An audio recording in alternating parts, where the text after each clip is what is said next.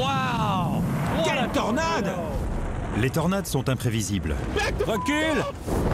fluctuantes C'est comme si toute la zone avait été soufflée par une bombe atomique. et meurtrières. Je n'arrêtais pas de me dire, c'est la fin. Elle laisse derrière elle un tas de ruines Toutes les maisons avaient disparu. et des scientifiques perplexes. Ce n'est pas une science exacte. Chaque tornade est unique. La plupart sont dangereuses, certaines mortelles. Nous allons feuilleter le grand livre des tornades, des plus grosses aux plus terrifiantes et aux plus tragiques, jusqu'à la grande tornade qui, de l'avis des experts, dévastera un jour une grande ville américaine.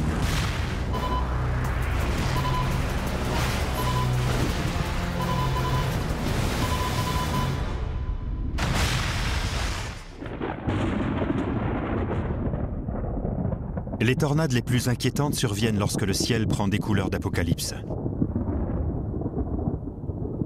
Ces nuages sont précurseurs d'un énorme orage. Une supercellule. La plupart des tornades se forment lorsqu'une colonne d'air tourbillonnante descend de cette supercellule et touche le sol. En général, plus les vents sont forts, plus la tornade est dangereuse. On connaît bizarrement très mal ces colosses mortels.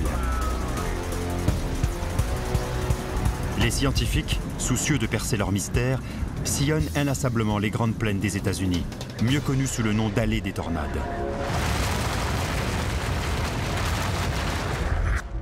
Plus de 400 tornades sont susceptibles d'y semer la ruine chaque année. Beaucoup plus que partout ailleurs dans le monde. La principale raison, des conditions atmosphériques idéales.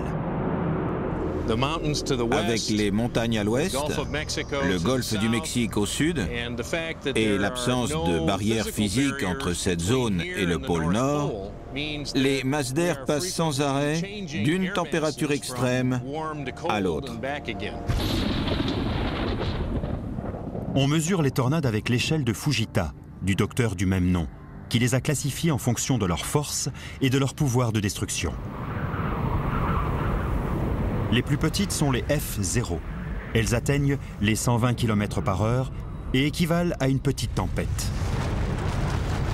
À l'autre bout de l'échelle, il y a les F5, dont les vents soufflent à plus de 500 km/h. Recule! Recule! Continue! Continue!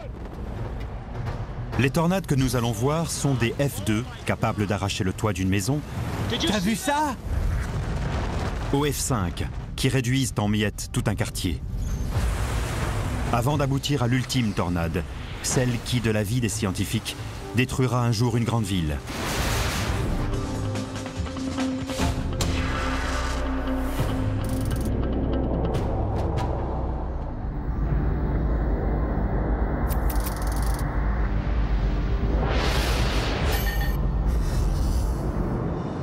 À 111 km au sud de Wichita se trouve la petite ville d'Attica, au Kansas. Elle ne compte que 600 habitants. On peut facilement la louper, mais on ne peut pas dire que la tornade du 12 mai 2004 l'ait fait. Ce jour-là, le ciel bleu au-dessus du comté de Harper se remplit de nuages orageux. Peu après 18 h, Dan Smith Heisler arrive à Attica. Je travaillais pour le banquier d'Attica et j'ai dit à sa femme, il va y avoir un orage aujourd'hui. Des orages sont en formation au sud du Kansas. En les voyant, Chuck Doswell, qui exerce la profession de météorologue depuis 30 ans, pense qu'il risque de donner des tornades. Pour qu'une tornade se forme, il faut une condition importante. Il y ait des vents tourbillonnants à basse altitude et qui accélèrent en montant. On appelle ça le cisaillement vertical du vent. Ce cisaillement vertical, caractéristique des tornades, fait tourner l'air comme dans un tube invisible. Tandis que la vitesse du vent augmente, l'effet de rotation s'intensifie et la pression en son centre baisse. La chute de la pression crée un phénomène de condensation en entonnoir, rendant la tornade visible à l'œil nu.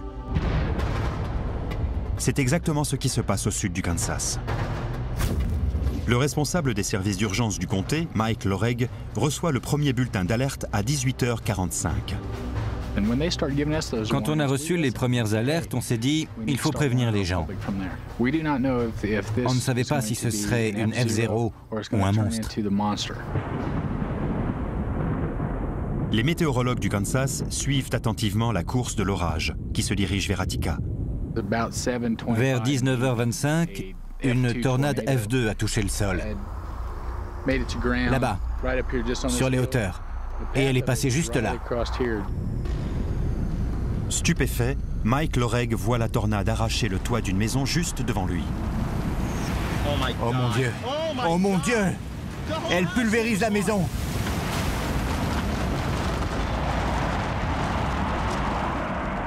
Cet acte de violence est loin d'être isolé. Les cieux n'ont pas fini de se déchaîner sur le Kansas. On s'est dit, OK, espérons que c'est terminé. On a une équipe de secours sur place. Et puis, l'orage a soudain repris de la vigueur. Avec leur radar Doppler mobile, les chasseurs de tornades qui pourchassent la supercellule à travers tout l'État couvrent l'événement. Ils donnent la force des vents, le remplacement, ainsi qu'une information étonnante, la formation de tornades multiples.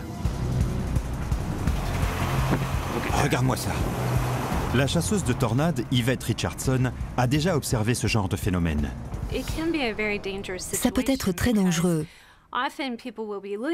parce que les gens se focalisent sur la principale tornade et ils pensent que tant qu'ils restent suffisamment loin ou à l'abri, ils ne courent aucun danger. Son équipe et d'autres signalent 16 tornades de taille et de puissance très variées. La plus grosse est une F4. Elle va 160 km/h plus vite et est environ 3 fois plus large qu'une F2, avec des vents d'une force correspondante. Et elle fonce, droit sur la maison de Dan et Donna Smith Heisler. À la radio et à la télé, les météorologues indiquaient précisément l'endroit où elle se trouvait. Une fois informés du trajet de la tornade, ces victimes potentielles ont en moyenne 12 minutes pour réagir, ce qui leur donne le temps de se mettre à l'abri. Les Smith Heisler entendent le bulletin d'alerte, mais Dan l'ignore. Fasciné par l'averse de grêlons gros comme des balles de golf qui précèdent souvent les tornades, il refuse de rejoindre sa femme dans la cave. J'étais terrorisée, je lui ai crié de descendre. La chienne ne voulait pas descendre non plus, il m'a dit « Sugar ne veut pas venir ». Elle venait, repartait, revenait. Les chiens sont intelligents, ils savent. Alors quand je l'ai appelée, elle est venue et Dan aussi. On a commencé à entendre un drôle de bruit. On avait une étagère pleine de boîtes de conserve qui éclatait à cause du changement de pression. Ça faisait comme du popcorn. La tornade ravage leur domicile, avec des vents estimés à plus de 320 km/h. C'est à ce moment-là que quelque chose, du ciment peut-être, m'est tombé sur la tête. Je m'entends encore gémir. À un moment donné, on est prêt à se laisser aller. C'est à ce moment-là qu'il m'a dit « on est fichu ». Ça m'a fait réagir. J'ai répondu « oh que non » et on s'est mis à prier très fort. Les vents déchirent avec violence et cruauté la maison des Smith Heisler.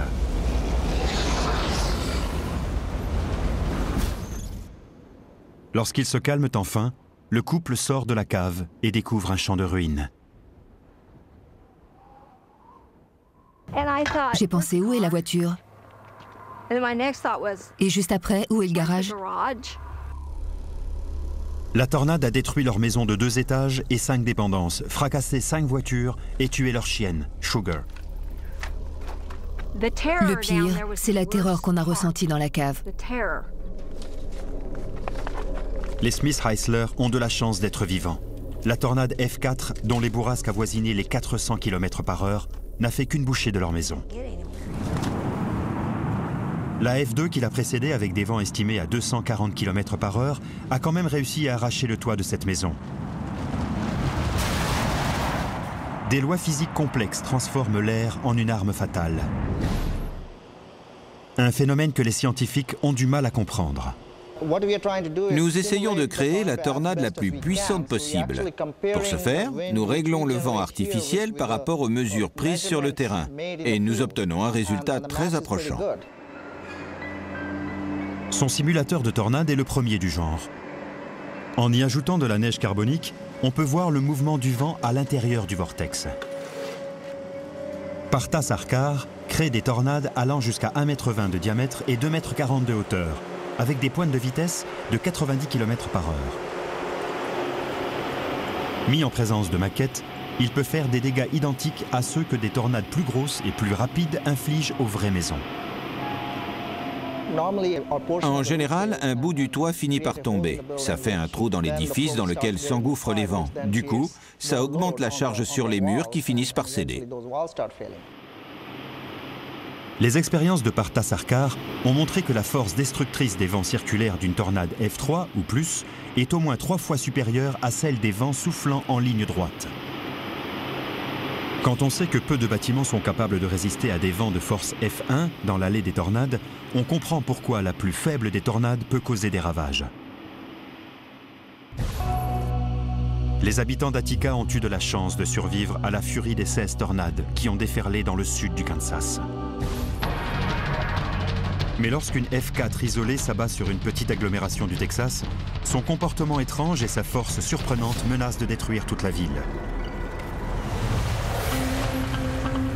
Nous verrons ensuite une énorme tornade frapper une grande ville américaine. Une catastrophe qui ne manquera pas de se produire un jour. En 2004, un orage isolé a généré un essaim de tornades qui a ravagé des maisons, détruit des objets et terrorisé des centaines de gens au Kansas.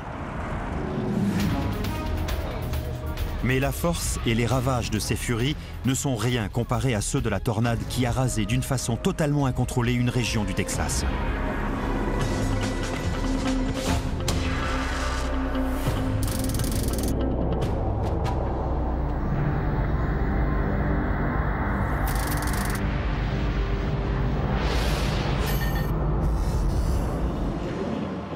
La chance a beaucoup souri à la ville de Pampa, au Texas. Depuis qu'on y a découvert du pétrole en 1921, elle a prospéré. Ses 17 000 habitants y exploitent encore la terre, que ce soit dans l'agriculture, l'élevage ou le raffinage. Sa situation dans la partie septentrionale du Texas est aussi son grand point faible, car nous sommes en pleine terre des tornades. L'après-midi du 8 juin 1995, la roue a tourné. Randy Stubblefield vit depuis longtemps à Pampa. Depuis 2 ans qu'il est shérif, il a eu sa part de violence. Mais ce n'est rien par rapport à ce qu'il attend. Vers 16 h, on a reçu un appel nous informant qu'une grosse tornade se formait au sud d'Emerald Highway, à environ 2,5 km d'ici.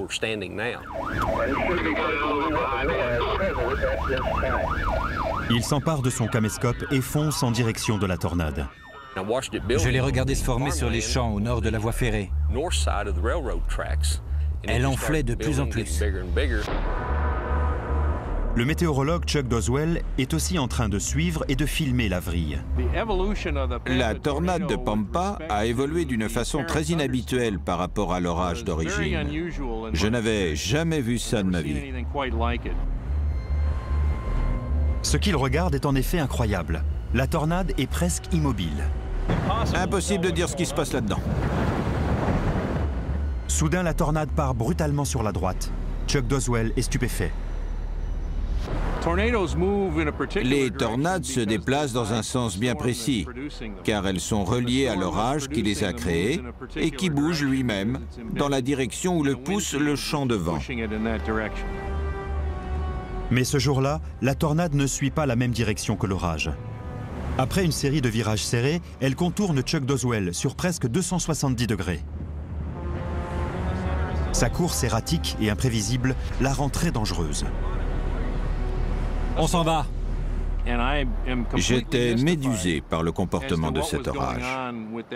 Puis elle est partie vers le nord. Faites rentrer tout le monde, c'est une vraie saleté. Elle a frappé un complexe industriel.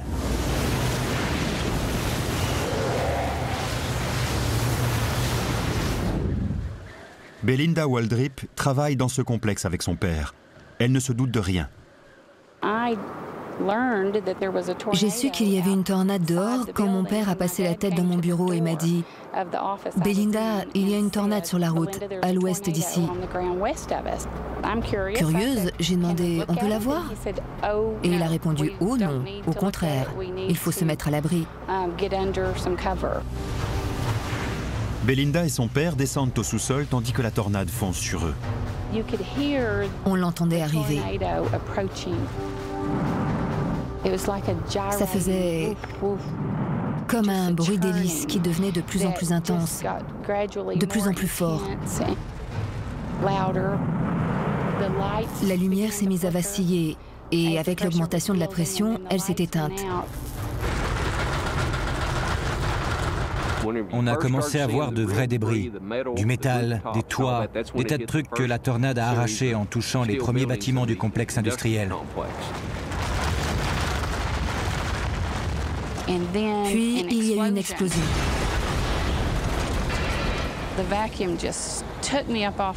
J'ai été aspirée en l'air et projetée sur un tas d'objets.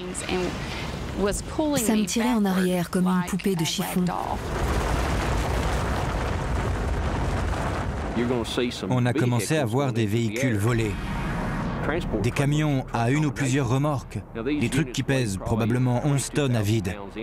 Ils ont été aspirés dans la tornade et tournaient sur eux-mêmes. Randy Stubblefield et Chuck Doswell sont parmi les rares à avoir filmé une tornade soulevant des camions de plusieurs tonnes. Cette vrille d'une force exceptionnelle tient maintenant Belinda Waldrip à sa merci. Quand je me suis retrouvée dedans, tout était noir. J'essayais de garder les yeux fermés pour les protéger. Je n'arrêtais pas de me dire, c'est la fin. À cet instant, je me suis senti vraiment impuissant car je ne pouvais rien faire. Je ne pouvais ni l'arrêter, ni modifier sa trajectoire. C'était vraiment angoissant. Elle m'a jeté sur le parking.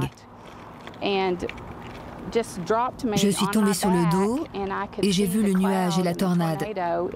On aurait dit un spectre blanc qui montait vers le ciel. Les épreuves de Belinda sont terminées, mais celles de Randy Stubblefield ne font que commencer. J'ai réalisé qu'elle se dirigeait vers Pampa.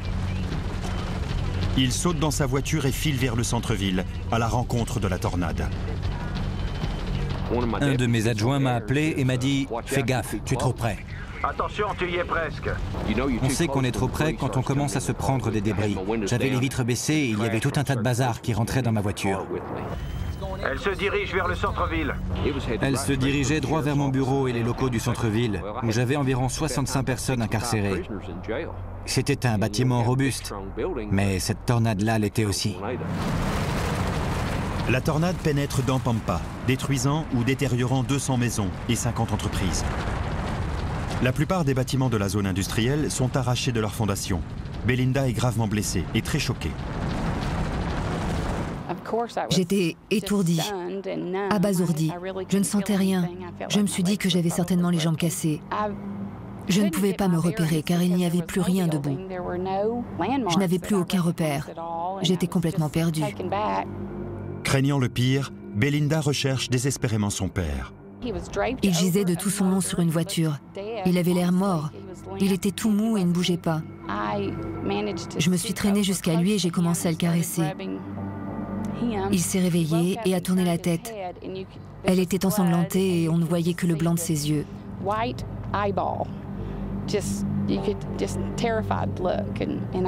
Il avait l'air terrifié. Je ne l'oublierai jamais. Il m'a dit « Aide-moi » et j'ai répondu « Je ne peux pas t'aider. Moi non plus, je ne peux pas marcher. » Une équipe d'urgence les transporte à l'hôpital. Ils sont tous les deux dans un état grave.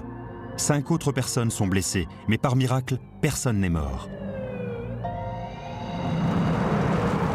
Tandis que les blessés récupèrent, les experts se penchent sur les incroyables images filmées par Randy Stubblefield et Chuck Doswell.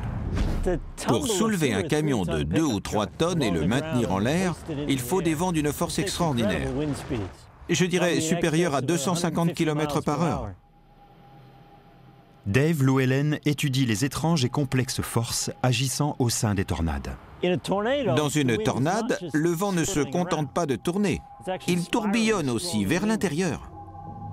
Dave Llewellyn pense que lorsqu'un objet comme une voiture est aspiré, il peut être lancé par terre par les vents violents qui soufflent au centre et vers le bas de la tornade, et soulevé à nouveau par des vents ascendants. Ce cycle brutal rend les objets totalement méconnaissables avant qu'ils soient recrachés comme des missiles.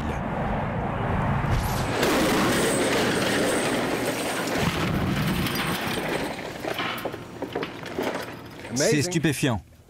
D'après la grue, elle faisait 2 tonnes 3. Scott Schiff et ses collaborateurs de l'université de Clemson étudient les dégâts que peut occasionner une voiture prise dans un ouragan. Nous testons la résistance de ce toit à un pan conçu pour servir d'abri. Il fait environ 25 cm d'épaisseur et est fait en béton avec un double renforcement en acier. Il est donc très robuste. Il a été conçu pour supporter le choc de gros débris.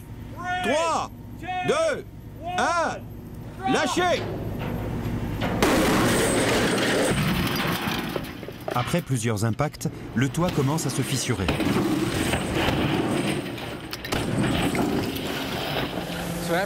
Le dernier impact a abîmé le toit pour de bon.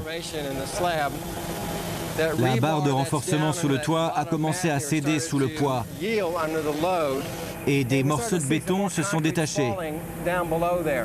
Pour contrecarrer les effets de ces impacts, Schiff espère mettre au point un filet en acier capable d'attraper les débris volants. Ce serait une avancée majeure dans la protection contre les tornades. On essaie de trouver un moyen de protéger les gens pendant et après le passage d'une gigantesque F5. Malgré le comportement imprévisible et la force surnaturelle de la tornade, personne n'est mort ce jour-là à Pampa. Les conséquences sont plus dramatiques dans une autre ville du Texas, située à 600 km de là, lorsqu'une tornade F5 transforme des particules de terre et de bois en armes mortelles. Nous verrons ensuite la grande tornade, celle qui, selon les scientifiques, détruira peut-être un jour une grande ville américaine. La puissante tornade F4 de Pampa a projeté des camions en l'air, ravagé des bâtiments et menacé de tuer des centaines de gens. Mais un degré plus haut sur l'échelle de Fujita, une F5, va prendre des vies.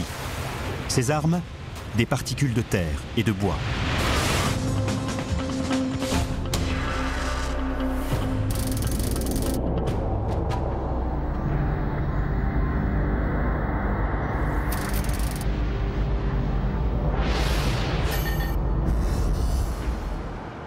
Jarrell, au Texas, a été fondée en 1909. Située à 64 km au nord d'Austin, elle ne s'est jamais vraiment remise du déclin de l'industrie du coton dans les années 1920-1930. En 1997, une tornade a bien failli la rayer de la carte.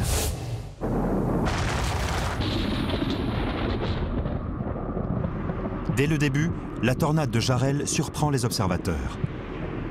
Le 27 mai, une supercellule se forme au centre du Texas. La tornade de Jarrell a marqué les esprits pour différentes raisons. La première, c'est qu'elle s'est formée dans des conditions qu'on a trouvées très bizarres à l'époque. Le cisaillement vertical de l'énorme supercellule ne paraît pas suffisamment puissant pour former une tornade.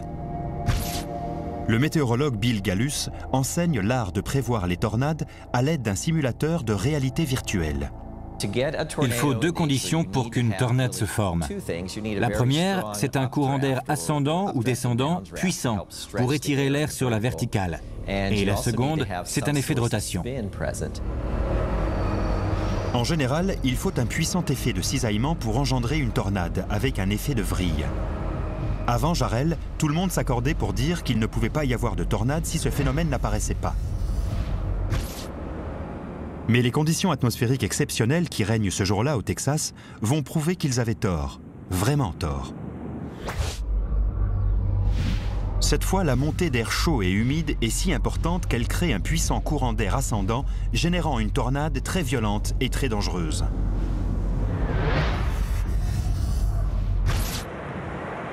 En voyant le ciel s'obscurcir et le vent forcer, LaDonna Peterson quitte son mobil-home avec son fils de 8 ans et fonce se réfugier dans la maison en dur de sa belle-mère. Je suis sortie voir les nuages car ils étaient très épais, très noirs, très lourds. Et soudain, j'ai entendu, portée par le vent, la sirène d'alarme qui hurlait en ville.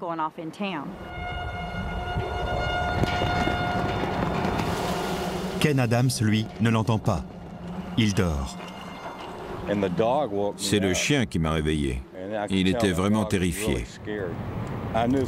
Je savais qu'il se passait un truc bizarre, même si je n'entendais rien. Je pouvais le sentir. C'est comme un orage qu'on n'entend pas, mais qu'on sent venir. La belle-sœur de la Donna et sa nièce la rejoignent chez sa belle-mère. Les infos annoncent la présence d'une tornade à 3 km de là.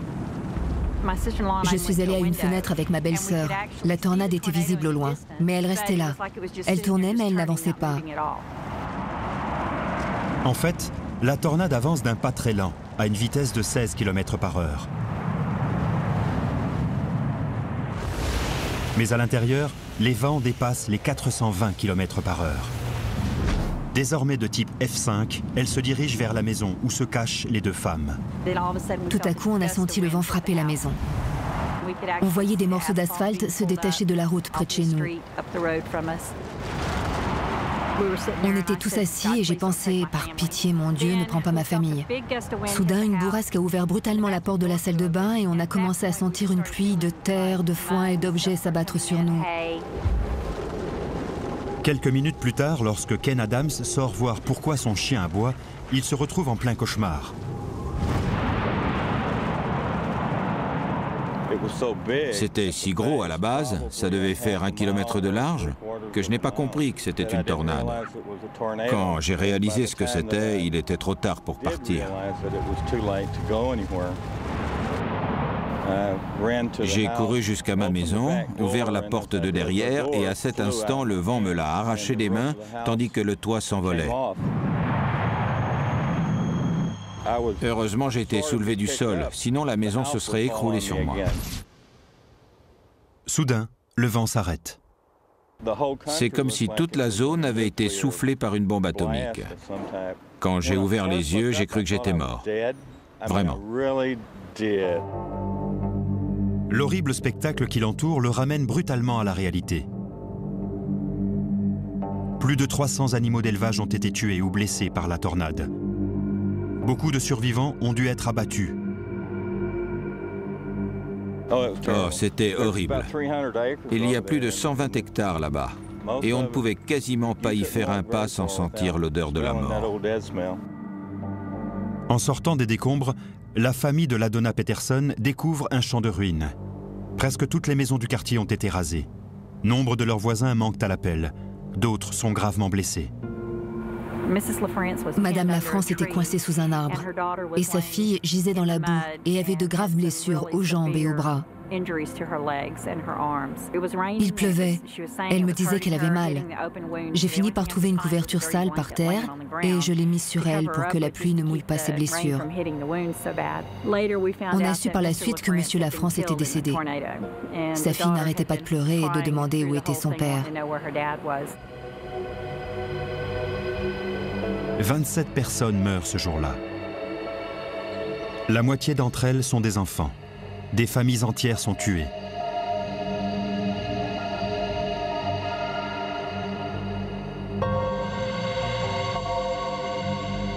En étudiant la tornade de Jarrell, les scientifiques vont de surprise en surprise. L'originalité de cette tornade, c'est qu'elle bougeait très lentement, qu'elle était large et qu'elle transportait beaucoup de débris. Du coup, les vents violents qui l'accompagnaient restaient sur place pendant plusieurs minutes, au lieu de seulement quelques secondes. Cette tornade se déplaçait à une quinzaine de kilomètres par heure, ce qui est très lent par rapport aux autres tornades, dont la vitesse moyenne est de 50 km par heure. Autre particularité de cette tornade, elle a quasiment détruit toutes les maisons se trouvant sur son passage. Après de longues recherches, les experts ont trouvé une réponse. Les graphiques du physicien Dave Llewellyn l'illustrent très bien. À un moment donné, il peut y avoir des milliers de tonnes de poussière dans un nuage de débris. Et cette poussière peut changer la structure interne de la tornade. En traversant les vastes plaines du Texas, la tornade de Jarrell a soulevé d'énormes quantités de terre, ce qui a ralenti sa course, mais augmenté sa force de destruction. Je pense qu'à la base, ça devait faire l'effet d'une énorme sableuse. Si l'on en croit Dave Llewellyn et ses pairs, les maisons ont été laminées par les débris portés par les vents de la tornade de Jarrell, et non pas déchiquetées, comme c'est généralement le cas.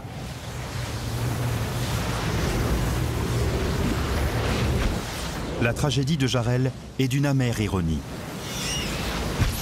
Les experts déconseillent en effet fortement de fuir devant une tornade. Mais ceux qui ont succombé à la longue étreinte de la tornade de Jarrell auraient pu lui échapper en voiture. Les spécialistes conseillent aussi aux gens n'ayant pas d'abri de se mettre dans une pièce centrale, comme un cagibi ou une salle de bain.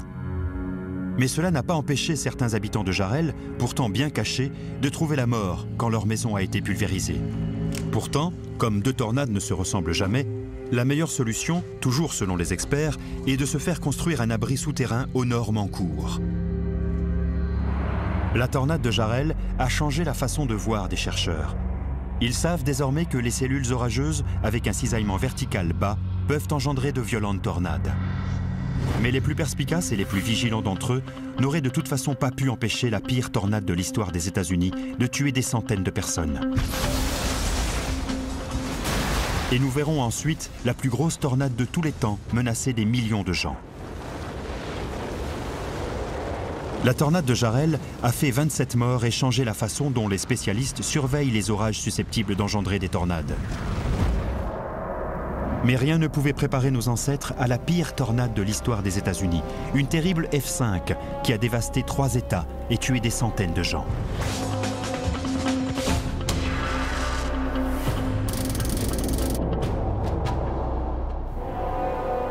Le 18 mars 1925, 695 personnes trouvent la mort lors d'une tornade dans les États du Missouri, de l'Illinois et de l'Indiana. Pendant plusieurs heures et sur quelques 320 km, la monstrueuse F5 sème impitoyablement la ruine. Les témoignages des survivants sont déchirants. L'air était rempli de dizaines de milliers d'objets, des planches, des poteaux, des pans entiers de maisons en bois. J'ai même vu des maisons entières être soulevées et rejetées au sol, et des êtres humains aussi. Un bébé a été arraché des bras de sa mère. Les enfants autour de moi étaient blessés et saignaient. Ils pleuraient, criaient. C'était horrible. Les dégâts sont tout à fait exceptionnels et s'expliquent principalement par le fait que la tornade a touché une population très vulnérable.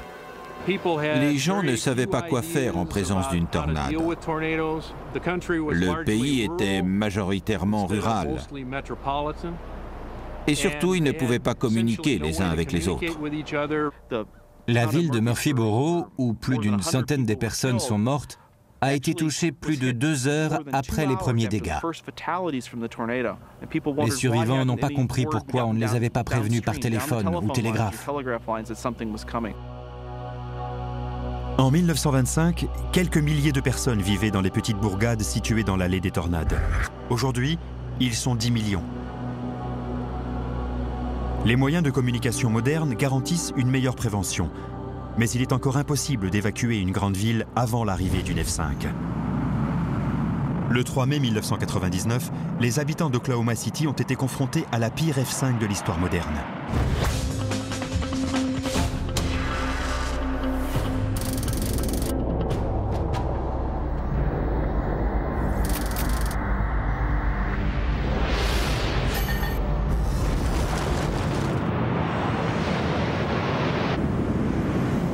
La tornade qui est passée dans Moore et le sud d'Oklahoma City le 3 mai 1999 a été la plus destructrice des États-Unis à tous les égards. Ce jour-là, en fin d'après-midi, les météorologues locaux suivent minutieusement la course de plusieurs supercellules et épluchent le flot de rapports qui arrive bientôt sur la tornade. Dana Grimm est chez elle, avec son fils de 8 ans devant la télé. Il disait qu'elle prenait de la vitesse, qu'elle grossissait de plus en plus et que si on restait à la surface, on ne s'en sortirait pas. L'ensemble est intense, complexe et en pleine expansion.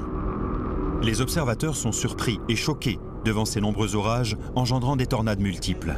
Une grosse tornade, une très grosse tornade. On aurait dit que chaque nouveau nuage orageux finirait par donner une nouvelle tornade.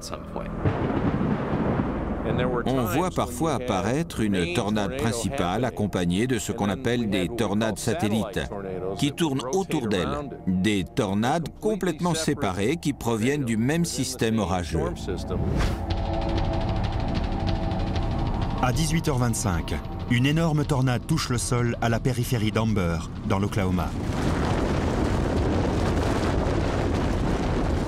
D'après les radars Doppler, la vitesse du vent dépasse les 500 km/h. On n'a jamais vu ça. C'est un monstre, et elle file droit sur la maison de Dana Grimm. Ils disaient qu'elle faisait 1700 mètres de large, qu'elle était ultra violente et qu'elle détruisait tout sur son passage.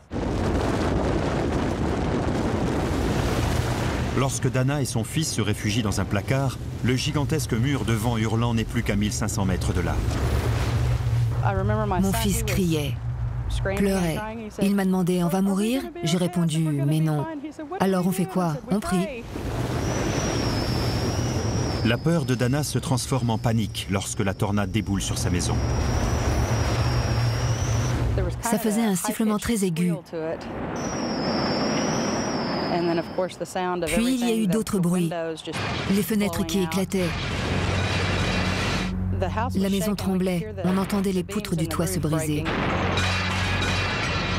Les murs se soulevaient et on sentait de l'air glacial s'engouffrer dessous. Et quelques secondes plus tard, la maison a explosé. Je ne pouvais plus respirer. J'avais avalé tellement de poussière que je ne pouvais plus respirer. J'ai pensé, c'est fini. Je priais en pensant, si c'est la fin, je suis prête. La féroce tornade finit par la soulever et l'éloigner du nuage de poussière, la sauvant d'une mort certaine. Lorsqu'elle atterrit par terre, elle est paralysée par la peur. Alors j'ai réalisé que mon fils n'était plus avec moi. Je me suis mise à l'appeler. Il est arrivé en courant. C'était vraiment un miracle car on était tous les deux pieds nus. Quand il s'est précipité vers moi, j'ai vu qu'il n'avait pas la moindre blessure au pied. La F5 se dirige maintenant vers le centre d'Oklahoma City, traversant des autoroutes bondées par le trafic d'heures de pointe. En voyant la tornade foncer sur eux, certains conducteurs paniquent. Ils abandonnent leur véhicule et tentent désespérément de trouver un abri. Cette décision, pour certains, sera fatale.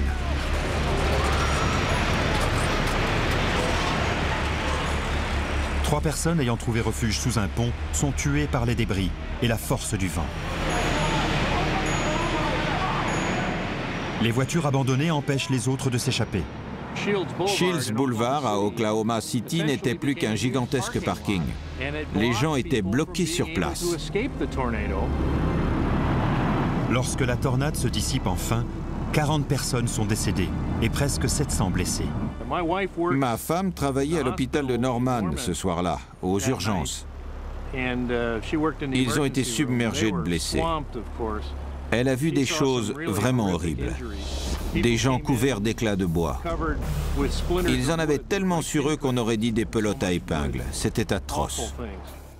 Les survivants sont souvent transpercés de débris et souffrent de blessures multiples et douloureuses. Cheryl Brown a étudié les plaies des blessés et des morts d'Oklahoma City.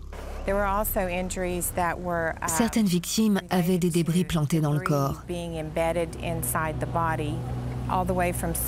Ça allait de petits éclats de bois à de très gros objets, comme des planches. Si tant de gens ont été blessés par les débris, c'est parce que la tornade avait détruit tellement de maisons qu'elle transportait une quantité faramineuse de morceaux de bois et de matériaux divers. La tornade d'Oklahoma City a rasé près de 3000 maisons et autres bâtiments. 3, 2, 1, lâchez! 115 km/h. Scott Schiff et ses collaborateurs de l'université de Clemson tirent des planches à plus de 160 km/h dans toutes sortes de structures pour montrer les dégâts occasionnés par une tornade. Les gens ont conscience du grand danger des tornades. Ce dont ils n'ont pas conscience, c'est que les bâtiments standards offrent peu de protection dans ce genre de circonstances. Lorsque des débris frappent une maison, ils ne se contentent pas de faire un trou dans un mur ou une fenêtre. Feu! Ils offrent à la tornade un point d'entrée. Et une fois à l'intérieur, le souffle peut abattre les murs et soulever le toit. Ceux-ci se transforment alors en armes redoutables et viennent gonfler le stock de débris, rendant la tornade encore plus dangereuse. Les maisons américaines sont presque toutes basées sur ce modèle, un plaquage de briques sur une structure en bois. Feu! La planche a traversé le plaquage. Ces maisons offrent peu de protection face à une tornade F5. Grâce à ces tests, Scott Schiff a calculé que pour résister à une déferlante de débris, le plaquage de briques doit faire 8 cm d'épaisseur et être renforcé par du béton. Ce mur ferait un bon abri contre les tornades. La plupart des maisons d'Oklahoma City étaient faites d'un plaquage de briques sur une armature en bois. Cette conception standard, associée au nombre de maisons situées sur le chemin de la tornade, a gonflé le nuage de débris de façon exponentielle. Dana Grimm s'en est sortie avec le dos cassé et son fils avec un trou à la poitrine. Je suis persuadée que si la tornade ne m'avait pas prise et rejetée 2 fois, je serais morte d'asphyxie car je ne pouvais plus respirer.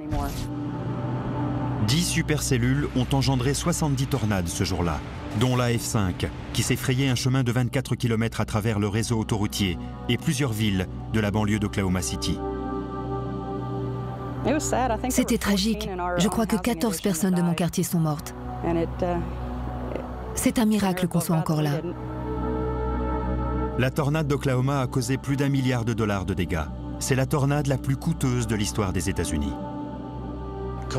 Tout était complètement détruit. Les maisons que vous voyez derrière moi étaient toutes par terre et formaient un énorme tas de décombres. Croyez-moi, il ne faisait pas bon être dehors ce jour-là. Les choses auraient été encore pires si la tornade était allée 16 km plus à l'ouest et avait frappé le cœur d'Oklahoma City. Cela n'empêche pas cette tornade et ses sinistres comparses d'avoir été les plus destructrices et les plus meurtrières de l'histoire moderne.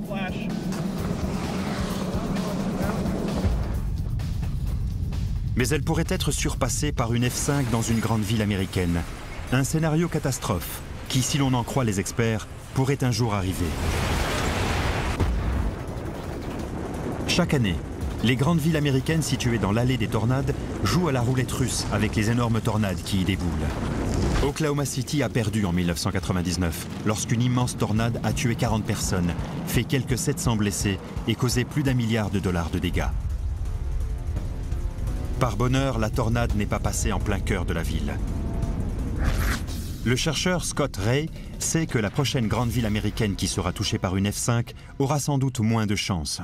Dallas aurait dû déjà subir une énorme tornade.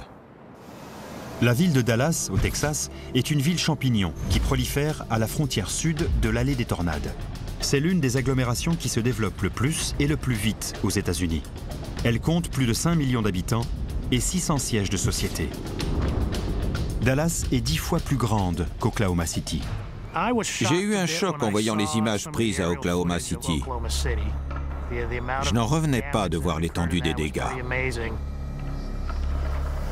Avec les autorités locales, Scott Ray travaille à la gestion des risques, notamment ceux liés aux tornades. Pour aider Dallas à se préparer à une éventuelle catastrophe et montrer la façon dont une tornade surpuissante pourrait affecter toute la zone, il a concocté plus de 60 scénarios différents. Pour être crédible, il fallait à tout prix s'inspirer d'un événement ayant déjà eu lieu quelque part. On s'est donc basé sur la tornade d'Oklahoma City car on avait de très bonnes informations à son sujet. On a transposé toutes les données de la tornade sur la région de Dallas-Fort Worth pour voir ce que ça donnerait chez nous. Scott Ray et ses collègues calquent soigneusement le trajet de la tornade de l'Oklahoma sur la région de Dallas-Fort Worth. L'arrivée de la F5 d'Oklahoma City dans le centre de Dallas a des conséquences dramatiques. Ça pourrait facilement être la pire tornade qu'on ait jamais eue aux États-Unis.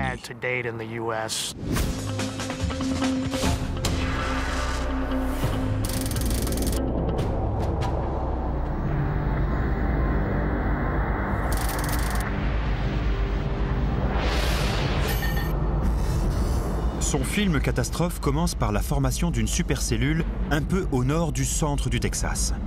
Puis une tornade de 160 km/h, une F3, touche le sol dans un champ de terre à une quinzaine de kilomètres au sud-ouest de Dallas. Elle passe d'abord à la périphérie de Cochrane Hill.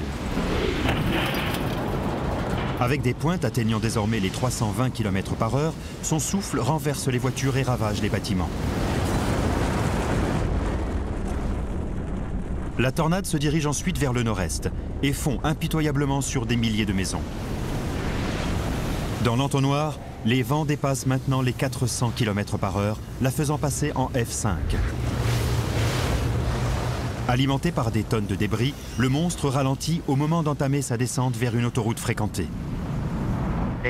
Sur une autoroute encombrée, il y a beaucoup plus de gens que lorsque la circulation est fluide. Et l'autre problème, c'est où aller. C'est bientôt la panique.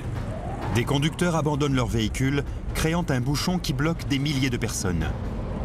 Des vents de plus de 440 km/h font tomber les voitures de l'autoroute comme des ballots de paille. Quand on se réfugie sous un pont autoroutier, on s'expose aux nuages de débris et au vent. Les voitures aspirées par les puissants vents ascendants tournent à l'intérieur du vortex avant d'être recrachées, risquant à tout moment de faire des blessés. La tornade meurtrière s'approche maintenant du centre-ville. Celui-ci abrite des douzaines de gratte-ciel et des dizaines de milliers de personnes. Les baies vitrées explosent. Des briques et des blocs de marbre se détachent des tours. Une pluie de verre et de débris variés s'abat sur la foule en bas.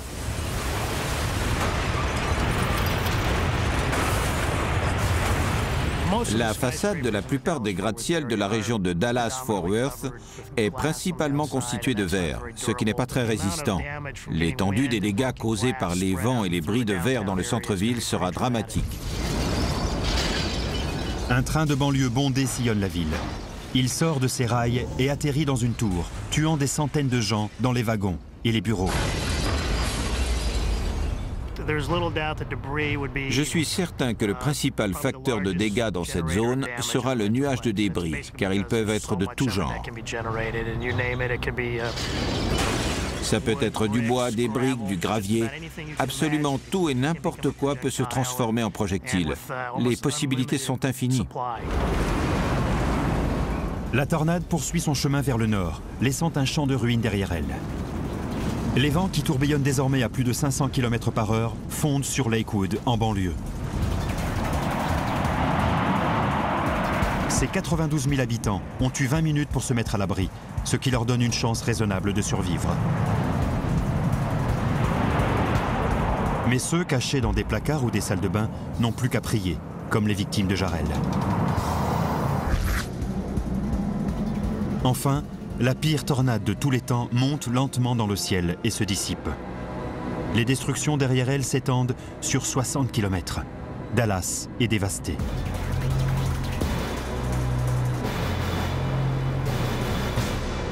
On ne peut pas atténuer les effets de ce genre de cataclysme. Quoi qu'il arrive, on sait que ce sera difficile et qu'il y aura beaucoup de dégâts, beaucoup de gens à secourir. La facture totale frôle les 5 milliards de dollars. Il y a des dizaines de milliers de personnes sans abri et des dizaines de blessés. On ne connaît pas le nombre de morts. On peut difficilement évaluer le nombre de victimes, car ça dépend des décisions que prendront les gens. Certains en prendront de bonnes, d'autres de mauvaises. On ne peut pas savoir ce qu'ils feront. Les urbanistes, eux, peuvent déjà prendre de bonnes décisions, comme prévoir de nombreux abris souterrains, organiser des opérations d'évacuation et sensibiliser le public. Mais ça risque de ne pas suffire. Je ne pense pas que ce soit possible d'un point de vue financier de concevoir une ville capable de survivre à une tornade d'une extrême puissance ou à une catastrophe comme ça. Avec la croissance des grandes villes situées dans l'allée des tornades, la science est désormais engagée dans une véritable course contre la montre pour comprendre, avant qu'il ne soit trop tard, l'un des plus grands mystères de la nature.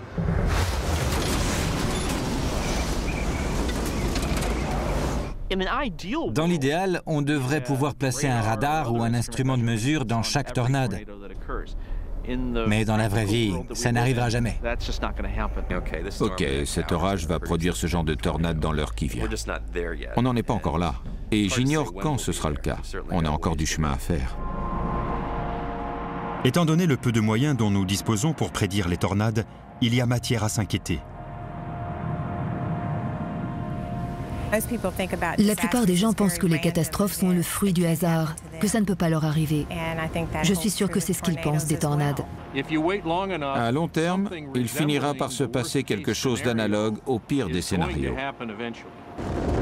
En attendant que les scientifiques en sachent plus sur les forces brutales de la nature, il ne nous reste plus qu'une chose à faire, nous préparer à l'arrivée de la grande tornade.